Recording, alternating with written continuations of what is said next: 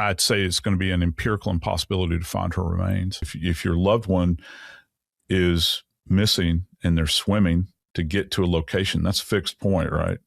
And so, you don't want to do anything that's going to, dishearten them in any way if they're trying to reach a fixed point. A forensic expert just said something you are not supposed to hear in an active investigation. Impossible. Not unlikely. Not difficult. Impossible. And somehow, that is not even the strangest thing that happened this week, because a video surfaced.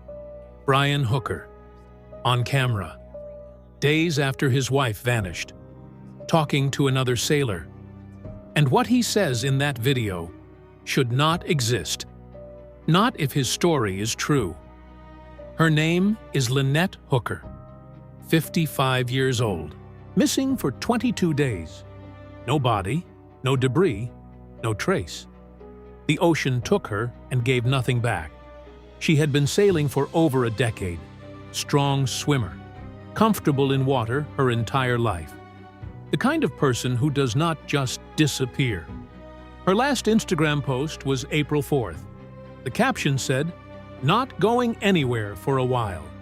She was gone hours later. That same evening, she and her husband climbed into an 8-foot dinghy heading back to their sailboat. The Soulmate, anchored nearby. Only one of them made it back. Brian Hooker says it was an accident. A sudden gust of wind, a lanyard disconnected, a motor that cut out, a woman who entered the water and did not come back. That is his account. And the forensic expert who examined this case said, finding that woman may be an empirical impossibility. And now, a forensic investigator, someone who has spent a career pulling answers from the most difficult crime scenes on Earth, looked at this case and said 3 words: empirical impossibility. That is not an opinion. That is a forensic conclusion, and it changes everything about what comes next. Subscribe right now and hit the notification bell. Drop a comment. Do you think she will ever be found? Stay with us, because what this video reveals about this case goes deeper than anything we have covered before. Here is the detail that stopped everyone cold. Joseph Scott Morgan is a forensic investigator.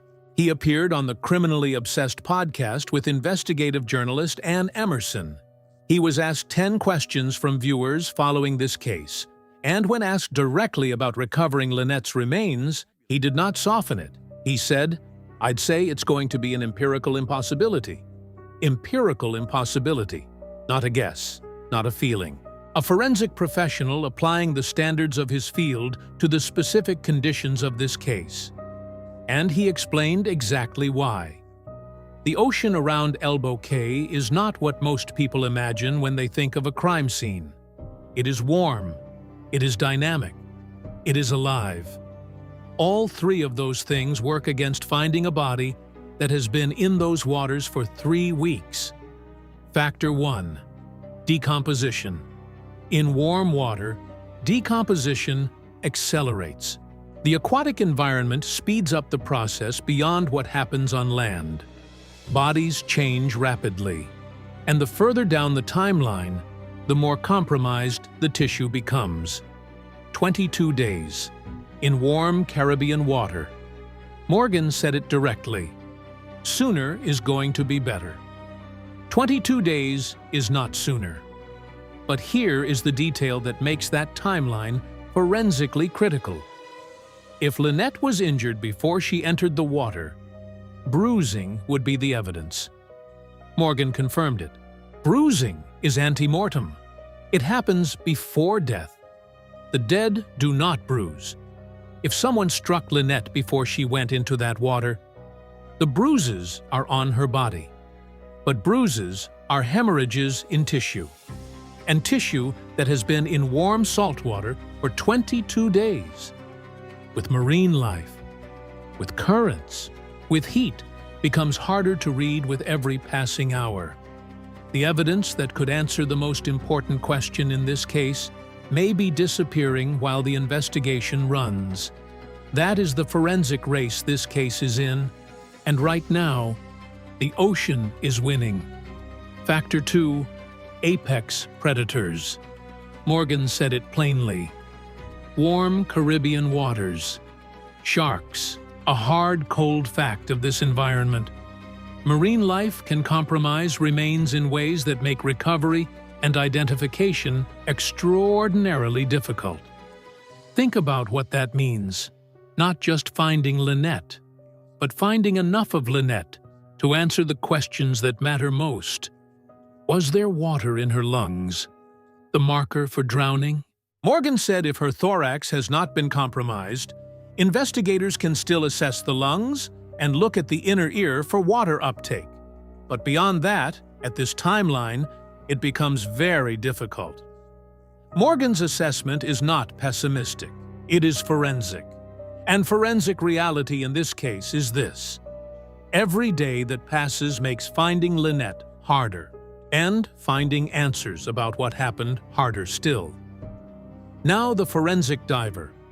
Alex Beer is a veteran police officer and dive rescue specialist. He appeared on the same Criminally Obsessed series and described what searching for a body in these waters actually looks like from inside the water. He called it a needle in water, not a needle in a haystack, in water. Beer described the geography of the Abaco Islands, the currents, the tides, the coral, the reefs, the underwater caves, the rocky outcroppings that create hiding places invisible from above. He described a grid search, block by block, underwater, with qualified dive teams. And then he described how long that would take. Think about the grid 9 hours represents. 6:38 p.m., surveillance footage shows Brian and Lynette leaving the Abaco Inn toward the dock. 4:00 a.m. Brian arrives at Marsh Harbor. 9 hours and 22 minutes. For 4 miles. If Brian spent 9 hours on that water, a dive team covering the area that Dinghy could have reached in 9 hours faces an extraordinary task. Every cove, every cave, every rocky outcropping, every deep hole in the seabed. Beer said the environment is austere, gorgeous from above, dangerous and unrelenting beneath. And in those 9 hours, whatever Brian Hooker was doing, he covered geography that investigators are now trying to reconstruct from the limited information he provided. He could not point to where Lynette went overboard. He said it was confusing. A former United States Marine, on familiar water, the morning after the incident. Could not point. Jim Todd, the Hopetown fire and rescue volunteer who stood on the bow of the rescue vessel with Brian, confirmed this directly to Ashley Banfield. He pointed to 3 different spots on the visible shoreline. Fixed landmarks, easy reference points. Brian said it was confusing. He could not say which one. Jim initially assumed it was the alcohol and the exhaustion. Then he found out Brian had 2 drinks over 2.5 hours. Ken the bartender confirmed Brian seemed sober when he left the Abaco Inn. Not noticeably impaired. Functional. A sober former Marine on familiar water who could not point to where his wife went in. That is not confusion. That is a question. And it connects directly to the 9 hours. And it's not just that. Now the video. This is new. This is confirmed. And this does not make sense if Brian's story is true. TMZ obtained and published video of Brian Hooker on the Soulmate, days after Lynette vanished, talking to another sailor from a nearby vessel. Brian tells the sailor that Lynette went over the side and that he paddled to a nearby island. The sailor expresses sympathy, says they'll be around if Brian needs anything. Brian says he might need help with his anchor, because he had never brought it up on his own. Stop. Brian Hooker told investigators that on the night Lynette went overboard, he deployed the anchor. He said that by the time he got the anchor set, he was already a quarter to half a mile from Lynette. That anchor deployment is a core element of his account, and on video to another sailor, days after the incident. Brian said he had never brought it up on his own. Never. Those two statements cannot both be true. Read them again. Brian to investigators. He deployed the anchor. He had it set before he was a quarter to half a mile from her. Brian to the sailor. He had never done it on his own. If he had never brought up the anchor alone, how did he deploy it that night? And if he did not deploy it, then the part of his account where he places himself a quarter to half a mile from Lynette when the anchor set is built around an action he says he had never performed alone. That doesn't make sense. And it gets worse.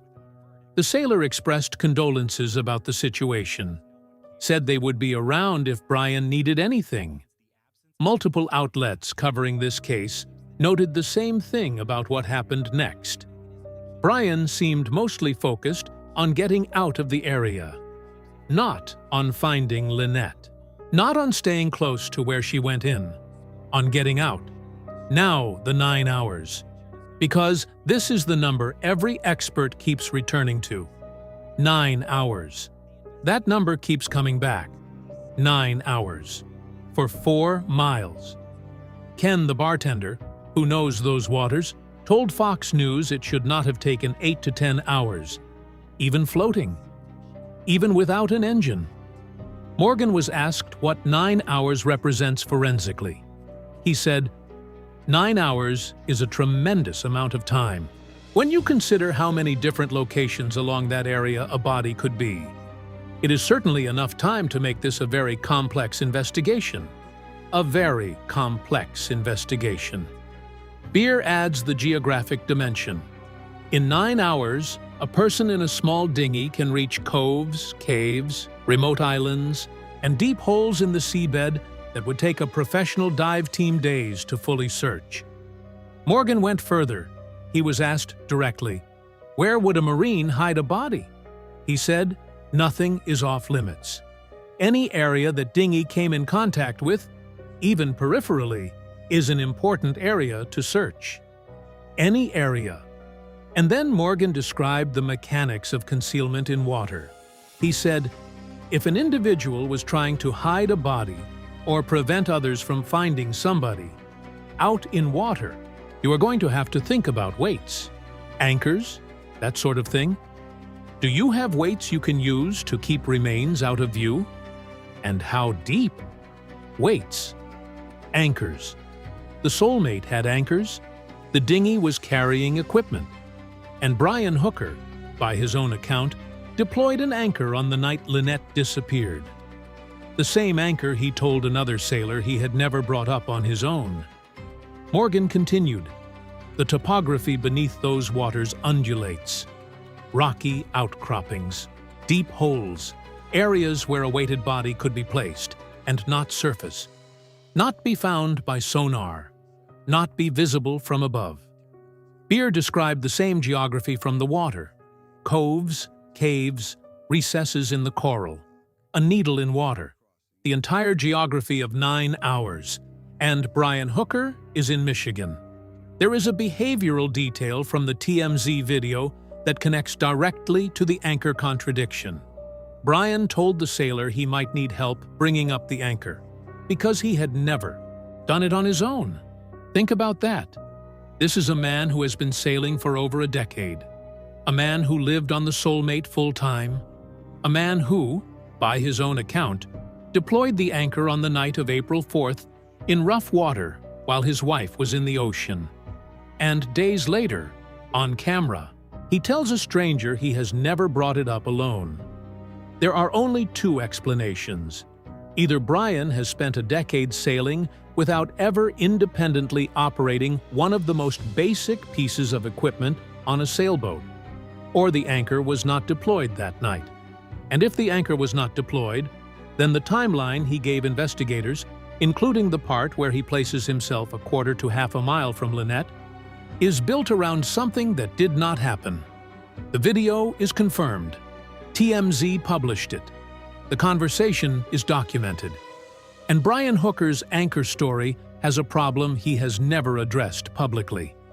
There is something about the 9 hours that Morgan's forensic analysis makes even more disturbing. He was asked specifically, where would a Marine hide a body?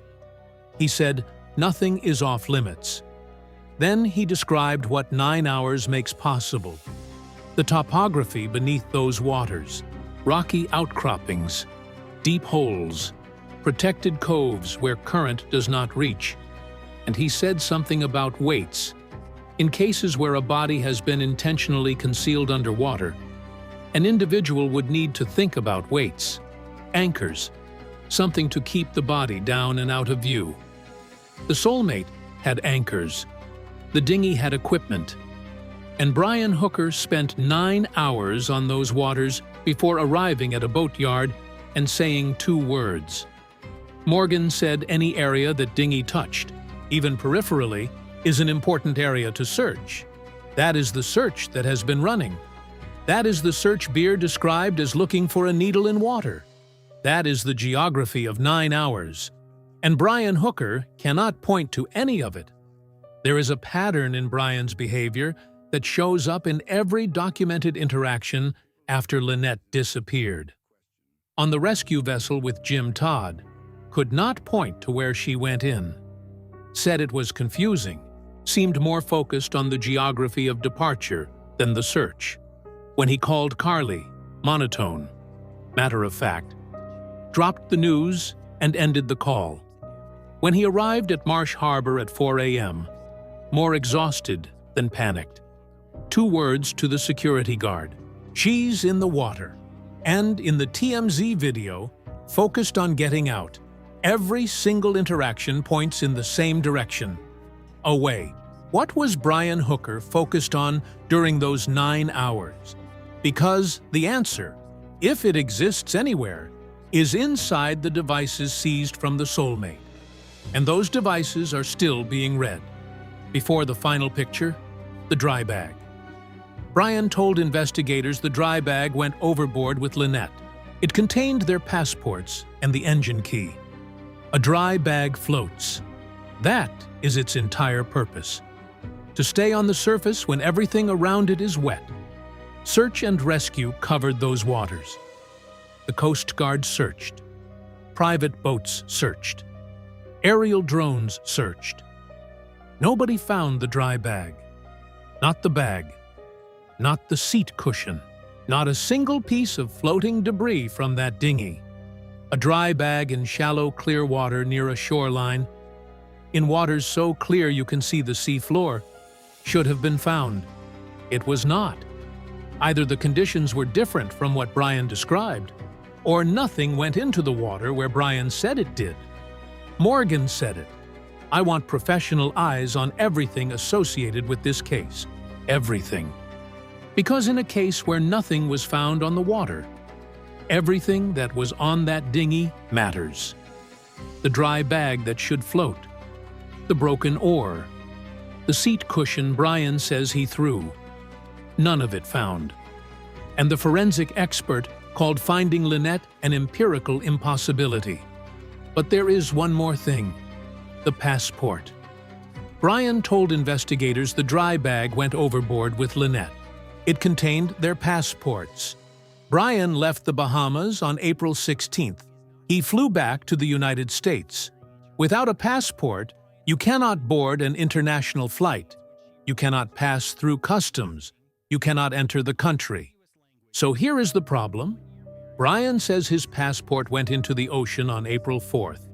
12 days later, he used that passport to fly home. How? That question has been raised across multiple platforms. It has not been answered. Not by Brian, not by his attorney, not by any official statement. Either the passport did not go overboard, or Brian had another passport, or there is a third explanation nobody has put on the record. Brian's attorney has not addressed this publicly. Brian has not addressed this publicly. No official statement has explained how a man who said his travel documents went to the bottom of the Abaco Islands on April 4th, boarded a commercial flight from the Bahamas to the United States on April 16th. International travel requires a passport at the Bahamian airport, at United States Customs, at every checkpoint between Nassau and Michigan. Brian passed through all of them, 12 days after saying his passport went overboard with Lynette. 12 days. Either the dry bag did not go overboard, or Brian had a second passport, or something in his account of what went into the water that night is not accurate. That does not resolve on its own, and it is one more question in a case where the questions keep multiplying and the answers keep not coming. Brian also moved the Soulmate. After Lynette disappeared, before he left the Bahamas, Brian moved the Soulmate from its anchorage near Elbow Cay to a new mooring in Marsh Harbor. A forensic diver called this extraordinary. If Lynette was swimming toward the Soulmate, as Brian told the Stevensons in the recorded call, then the Soulmate was the fixed point she was trying to reach. The fixed point a missing person is swimming toward should not move. Morgan said it directly. If your loved one is missing and they're swimming to get to a location, that's a fixed point. You don't want to do anything that's going to dishearten them if they're trying to reach it. Brian moved it. The behavior of a man who is done with that location. One more forensic detail that belongs in this analysis. If Lynette is on land, not in the water, the forensic picture is different. Morgan addressed this directly. On land, in the tropical heat of the Bahamas, decomposition still happens rapidly. But the markers are different. Insect activity, environmental evidence, the kind of physical record that a forensic team can read even weeks later. And Morgan said something that changes the calculus of this investigation entirely. He said, in forensics, in death investigation, 2 weeks is not a long period of time to deal with remains. 2 weeks. A forensic professional saying that 2 weeks is not long. Which means if Lynette is somewhere on land, somewhere in the geography of 9 hours, the evidence that could tell investigators what happened to her may still be readable. The question is whether investigators find that location before the elements do their work. And the question of where Brian Hooker went during those 9 hours, the question the devices and the Apple Watch may already have answered, is the question that points directly to that location. If the data on those devices shows where Brian was between 6:38 p.m. and 4:00 a.m., investigators know where to look, and they have had those devices for weeks. Here is the complete forensic picture. Day 22. Joseph Scott Morgan, empirical impossibility. Alex Beer, needle in water. Brian moved the Soulmate away from where Lynette was supposedly swimming.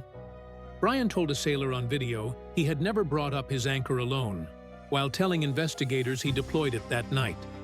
No debris found, no dry bag, no seat cushion, nothing. 9 hours, 4 miles. Conditions described by those who were there as not that bad. The passport that supposedly went overboard somehow got Brian home 12 days later. The devices are being analyzed. The Apple Watch data is being read. Brian remains a named suspect, not charged, not cleared. And Carly Aylesworth, Lynette's daughter, has reached out to U.S. lawmakers for federal intervention. She told CNN, "I just want to know the truth. I don't want it swept under the rug." A daughter pushing for answers while her stepfather is in Michigan. The forensic expert said impossible. The investigation said not yet. There is one more element of this case that the forensic analysis illuminates in a way that has not been fully examined: the clothing. The photograph taken at 6:34 p.m. by Joe the fisherman, who had no connection to the hookers, shows Lynette in a light green bathing suit cover-up. Brian told every search and rescue team she was wearing a black two-piece bathing suit. Jim Todd, the Hopetown fire and rescue volunteer, asked Brian what Lynette was wearing when she went overboard. Brian said, "black two-piece."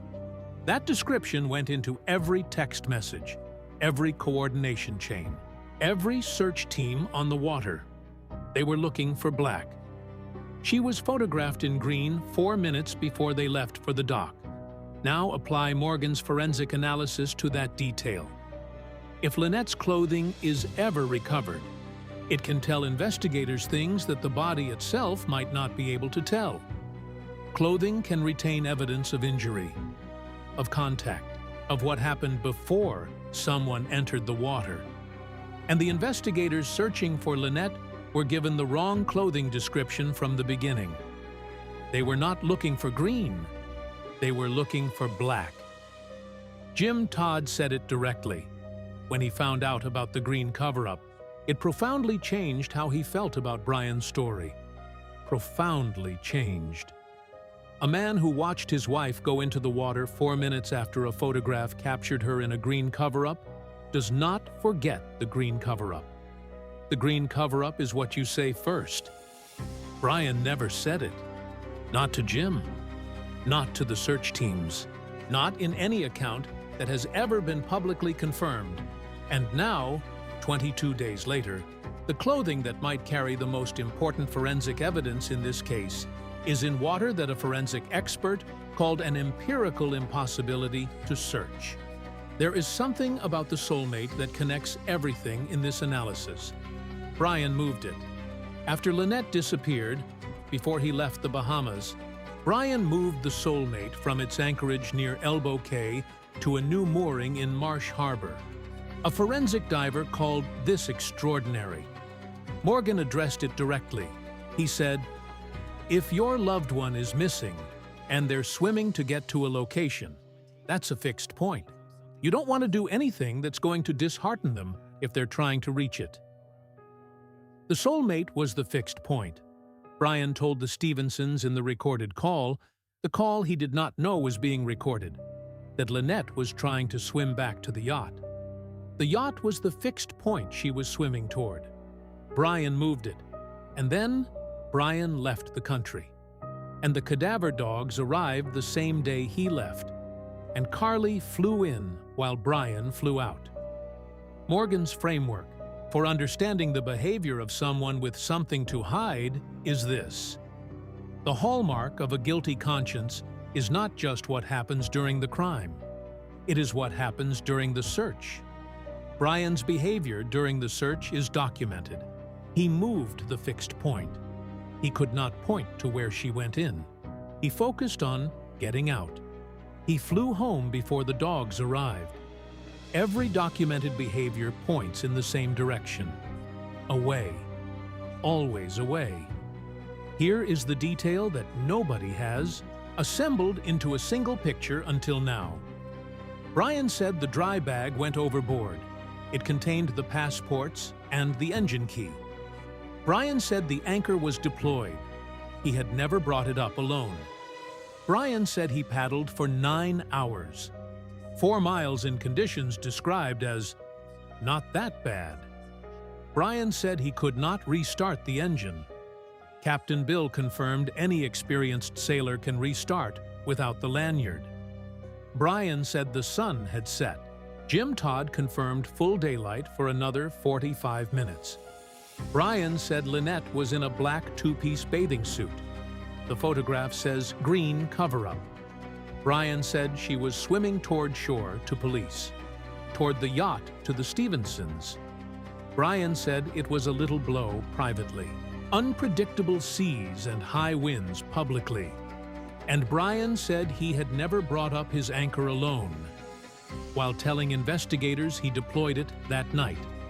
Every one of those contradictions is confirmed by a named source. Everyone is in the public record. And the forensic investigator who reviewed this case called finding Lynette an empirical impossibility. But the devices have been seized. The Apple Watch has been found. And the investigation is not finished. Lynette Hooker called the ocean her happy place. The forensic expert just said that same ocean may keep its secret forever. Her daughter is still in the Bahamas. Her mother is 76 years old and waiting in Florida. And somewhere in 9 hours of water, the answer to what happened on April 4th may be in a place investigators have not yet fully searched. Or it may already be on a device in an evidence room. The Apple Watch recorded every heartbeat. The phone recorded every GPS point. The devices have everything. The ocean has its secrets. And the word impossible, spoken by a forensic professional, is now permanently in the public record. But so is the investigation. And the investigation is not finished. Before the final picture, Darlene. Darlene Hamlet is 76 years old. She is Lynette's mother. She is in Florida. She told Ashley Banfield, "I had been preparing for a terrible phone call about Lynette for years.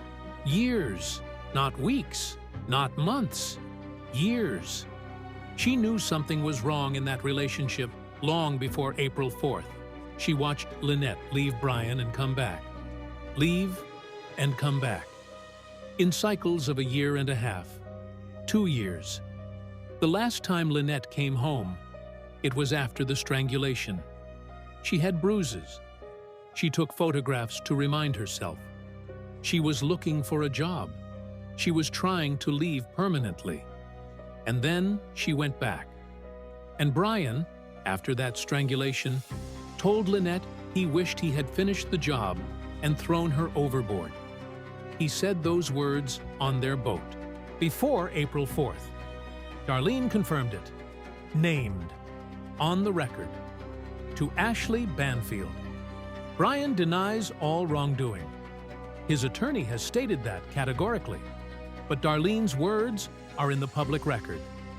And now the forensic investigator who reviewed this case says finding Lynette may be an empirical impossibility. And Darlene is 76 years old, waiting for an answer the ocean may never give. Before we close, the broken oar. When Brian arrived at Marsh Harbor Boat Yards at 4 a.m., witnesses noticed one of his oars was snapped. You do not break a heavy-duty oar rowing a small boat in calm water. You break an oar when it strikes something solid with force, or when it is used as a lever, or when it is used as a tool for something that has nothing to do with rowing. Multiple analysts covering this case have raised the same question. Was it used as a weapon? Was it used to dig? The broken oar is in the evidence record. It has been noted by investigators, and it sits alongside the dry bag that should float, the passports that somehow traveled internationally, and the anchor that Brian says he deployed but had never operated alone. A broken tool at the end of 9 hours on dark water. And the forensic expert called the search impossible. Impossible is not the same as over. If you have any information about the disappearance of Lynette Hooker, contact the Royal Bahamas Police Force or the U.S. Coast Guard. Both investigations remain active. Subscribe, like, drop a comment. Do you think she will ever be found? And what do you think happened in those 9 hours? This video presents analysis based exclusively on publicly documented evidence and statements attributed to named sources. All individuals referenced are presumed innocent unless formally charged and convicted. Brian Hooker has not been charged with any crime. His attorneys state he categorically and unequivocally denies any wrongdoing. The purpose of this channel is to examine documented evidence, not to prosecute, advocate, or speculate beyond what confirmed reporting supports. The silenced case, where documented evidence reveals what someone decided you shouldn't know.